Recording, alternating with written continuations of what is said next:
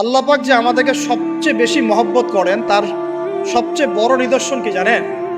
আমাদের কাছে আল্লাহ রাব্বুল আলামিন আল কোরআনের মতো কিতাব নাজিল করেছেন, আর আমাদেরকে আল্লাহ পাক নবী মুহাম্মদ সাল্লাল্লাহু আলাইহি ওয়াসাল্লামের উম্মত বানিয়েছেন।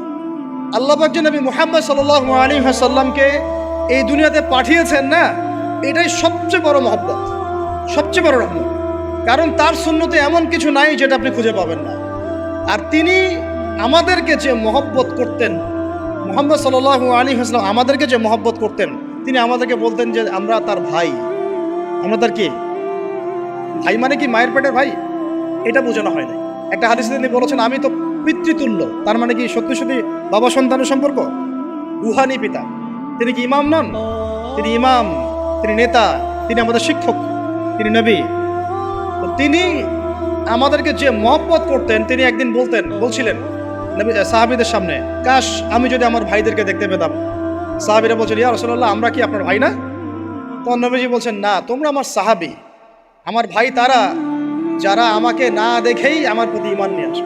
প্রত্যেক নবীকে আল্লাহ পাক একটা দোয়া করার চান্স দিয়েছে। কয়টা ভাই?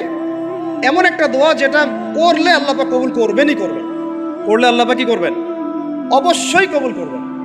নবী সাল্লাল্লাহু আলাইহি ওয়াসাল্লাম বলছেন যে সমস্ত নবী এই দোয়াটা পৃথিবীতে করে ফেলেছে, আমি এই দোয়াটাকে মুলতবি রেখেছি যে কাল কিয়ামতের মাঠে আমি আমার উম্মতের জন্য সুপারিশ করব ইনশাআল্লাহ। এবং নবী সাল্লাল্লাহু আলাইহি ওয়াসাল্লামের সুপারিশে বহু কবিরা গুনাহগার মুসলমান যারা জাহান্নামের ফয়সালা হয়ে গেছে, তাদেরকে আল্লাহ পাক কিছুটা শাস্তি ভোগ করালে হলেও আবার জান্নাতে নিয়ে আসবেন। তিনি আমাদেরকে মহব্বত করেন না? করতেন না? চিন্তা করেন তাহলে আমরা তার দিনকে কি মহব্বত করলাম, আমরা তার হুকুম হাকামের বিধিবিধান সুন্নতে কি মহব্বত করলাম, চিন্তা করেন। একটা হাদিসে নবীজি স্পষ্ট করে বলছেন এটা আমাদের জন্য একটা কষ্টি পাথর। এটা একটা কি কষ্টি পাথর। তিনি বলছেন, লা ইউমিনু আহাদুকুম, তোমাদের মধ্যে কেউ মুমিন হইতে পারবে না। কি হইতে পারবে না? মানে প্রকৃত মুমিন হইতেই পারবে না তোমরা। এ আমার উম্মত, তোমাদের মধ্যে কেউ প্রকৃত মুমিন হইতেই পারবে না যতক্ষণ না হাত্তা আকুনা আহাব্বা ইলাইহি মিন ওয়ালিদিহি ওয়ালাদিহি ওয়ান নাসি আজমাইন, যতক্ষণ না আমি মুহাম্মদ সাল্লাল্লাহু আলাইহি ওয়াসাল্লাম তোমাদের কাছে নিজের কি সন্তান, নিজের বাবা মা এবং সমস্ত মানব জাতির থেকে বেশি প্রিয় না হচ্ছে। হাদিসটা আবার বলি, নবীজি বলছেন কেউ ততক্ষণ পর্যন্ত প্রকৃত মুমিন হতে পারবে না যতক্ষণ না আমি মুহাম্মদ সাল্লাল্লাহু আলাইহি ওয়াসাল্লাম তার কাছে তার সন্তান, তার পিতা, এমনকি সমস্ত মানব জাতি থেকে বেশি প্রিয় না হচ্ছে।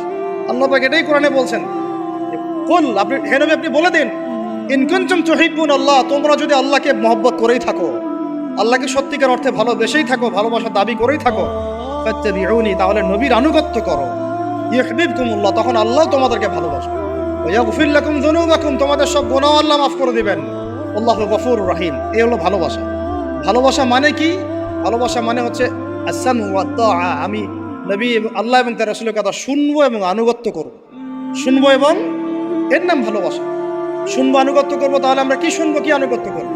আমাদেরকে প্রথমে কোরআন পড়তে হবে, কোরআনের অনুবাদ জানতে হবে, কোরআন অনুযায়ী জীবন করতে হবে, 5 ওয়াক্ত নামাজ পড়বো ইনশাআল্লাহ, হালাল খাবো, যাকাত দিব, রমজানের সওম রাখবো, নবীর সুন্নাহ অনুযায়ী জীবনযাপন করব এবং সুন্নাহ বিরোধী, কোরআন বিরোধী, ইসলাম বিরোধী কোনো কাজে আমি লিপ্ত হব।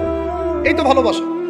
এই ভালোবাসা যদি বহিঃপ্রকাশ ঘটাতে আমরা ব্যর্থ হই, নিজেও ধ্বংস হব, পরিবারও ধ্বংস হবে, আমাদের পরের প্রজন্মও ধ্বংস হবে, সমাজও ধ্বংস হবে।